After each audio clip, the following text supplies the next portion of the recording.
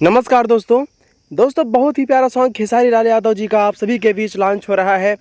दोस्तों कल ही लॉन्च हुआ है, आप लोग सुनेंगे तो बिल्कुल मन गदगद हो जाएगा। दोस्तों आप सभी को बता दूं कि हमार जिला दोस्तों हमार जिला यानी कि खेसारी लाल यादव और नेहा राज का यह एक ऐसी ट्रेंडिंग सॉन्ग है दोस्तों, जिसको लोगों ने इतना प्यार दे दिया दोस्तों कि वह 1 घंटे में 1 मिलियन क्रॉस कर दिया था दोस्तों, यानी कि 10 लाख से प्लस व्यूज हो गया था।